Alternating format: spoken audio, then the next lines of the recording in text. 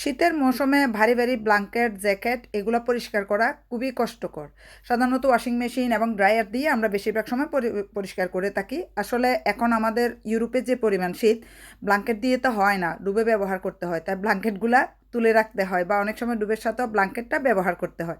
সে blanket washing machine ছাড়া কীভাবে পরিষ্কার করবেন মান্থলি একবার, সেটা আমি আপনাদের সাথে দেখাচ্ছি আজকে। তো ব্ল্যাঙ্কেটটা পরিষ্কার করার জন্য আমি প্রথমে নিয়ে নিচ্ছি আপেল সিডার ভিনেগার। এই ভিনেগারটা আপনারা হোয়াইট ভিনেগারও ব্যবহার করতে পারেন অথবা অর্গানিক যে কোনো ভিনেগার আপনারা ব্যবহার করতে পারেন। তো ভিনেগারটা থেকে আমি নিয়ে নিচ্ছি 4 টেবিল স্পুন পরিমাণ।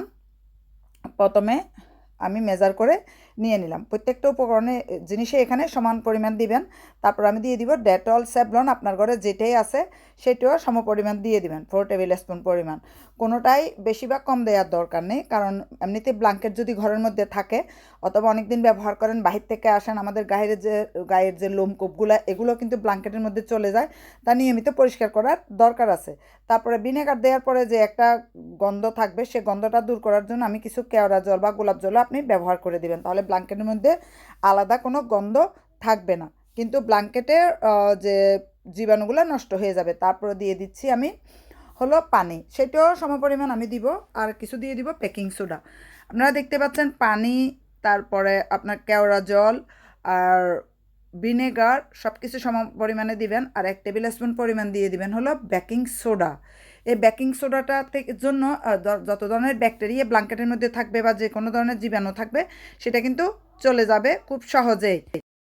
ভিনেগার এবং স্যাভলনের মধ্যে যখন আপনারা বেকিং পাউডার দিয়ে দিবেন, দেখবেন যে এরকম ফেনা ফেনা হয়ে যাবে। তারপর কিছুক্ষণ পরে এটা একদম পরিষ্কার করে ফেলবে, যে দেখেন কিছুক্ষণ পর এটা একদম পানির মতো পরিষ্কার হয়ে যাবে। সেটা আপনারা বাসায় রেডি করে দেখতে পারেন, বাজার থেকে কেনার কোনো দরকার নেই।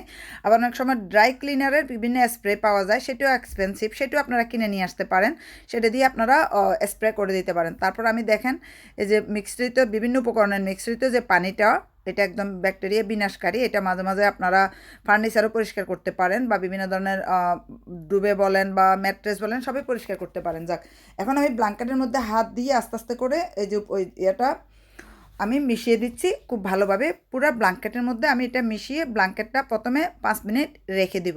5 মিনিট রাখার পর আমি দেখেন, এটা হলো কোট ব্রাশও বলতে পারেন, জোতার ব্রাশও বলতে পারেন, নিউ একটা ব্রাশ আপনারা কিনে নেবেন, ব্ল্যাঙ্কেট ব্রাশও বলতে পারেন।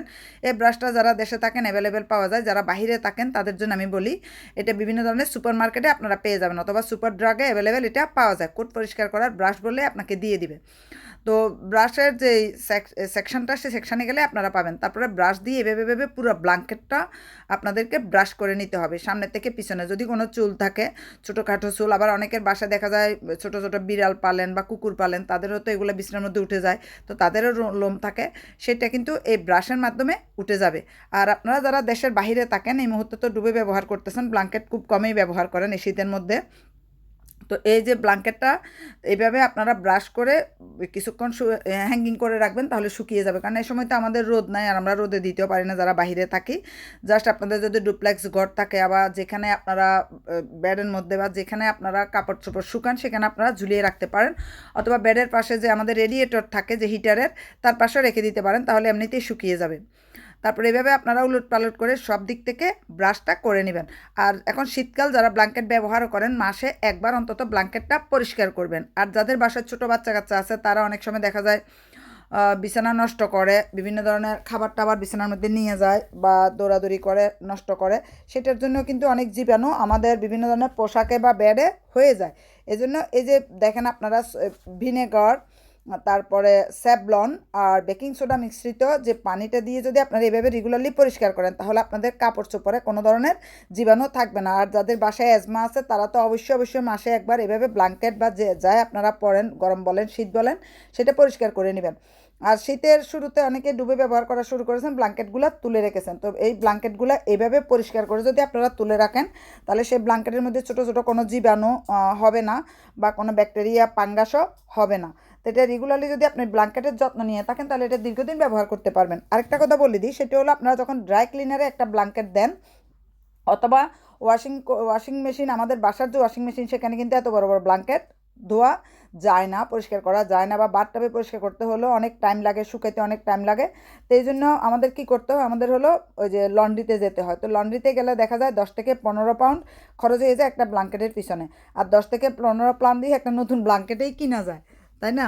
কারণ এখন ব্ল্যাঙ্কেটের এই মুহূর্তে একটু দাম বেশি, যখন শীত শেষ হয়ে যাবে বিশেষ করে এপ্রিল মাসে আপনারা 10-15 পাউন্ড দিয়ে কিন্তু এক একটা ব্ল্যাঙ্কেট কিনতেও পারবেন, তাই না? তাই এই জন্য আমি আপনাদেরকে বলবো যে ড্রাই ক্লিনারে না গিয়ে ঘরের মধ্যে এভাবে বিভিন্ন ধরনের উপকরণ দিয়ে আপনার ব্ল্যাঙ্কেটটা পরিষ্কার করে নেবেন। আর সব ধরনের সুপার মার্কেটে কিন্তু স্যাভলন স্প্রেটা পাওয়া যায়। তো Savlon spray, vinegar with Savlon spray, সেটা স্প্রে করে দিতে পারেন। ড্রাই ক্লিনার যে স্প্রেটা, সেটাও আপনারা ইউজ করে দিতে পারেন। দিয়ে এভাবে ব্রাশ দিয়ে আপনাকে অনেকক্ষণ সময় নিয়ে এটা পরিষ্কার করতে হবে, উপর থেকে নিচে একদম বোথ সাইড এভাবে পরিষ্কার করে ফেলবেন। এভাবে যদি আপনারা রেগুলারলি পরিষ্কার করেন তাহলে দেখবে যে আপনাদের ত্বকের যে সমস্যাটা হবে না। অনেকের বাসায় দেখা যায় ছোটো ছোটো বাচ্চা আছে, তারা রেগুলারলি যে কাজটা করতে হয়, বিভিন্ন ধরনের অয়েল কিনতে হয়। তারপর আরও একটা জিনিস লাগে, সেটা হলো ডিপ্রোবেস সোডো ক্রিম বা PS4 যে ইয়াগুলা ক্রিমগুলা, ওগুলো সাধারণত P45, এগুলো সাধারণত আমরা ইউজ করে থাকি বাচ্চাদের জন্য। তো আপনারা যদি বাচ্চাদের ব্ল্যাঙ্কেট, বাচ্চাদের ডুবে, বাচ্চাদের বেড এভাবে রেগুলারলি মান্থলি কমপক্ষে একবার আপনারা ক্লিন করে দেন, তাহলে কিন্তু আপনাদের আর বিভিন্ন ধরনের জীবাণু হবে না, প্লাস স্কিনের যে সমস্যাটা, ইউরোপে যারা থাকেন বেশিরভাগেরই স্কিনের সমস্যাটা আর থাকবে না। বাচ্চারা সকালবেলা স্কুলে চলে যায়, তখনই কিন্তু আপনারা যদি বেড এভাবে তাদের ব্ল্যাঙ্কেট এভাবে পরিষ্কার করে ঝুলিয়ে রাখেন সারাদিনের জন্য, তারা স্কুল থেকে আস্তে আস্তে এটা কিন্তু শুকিয়ে যাবে।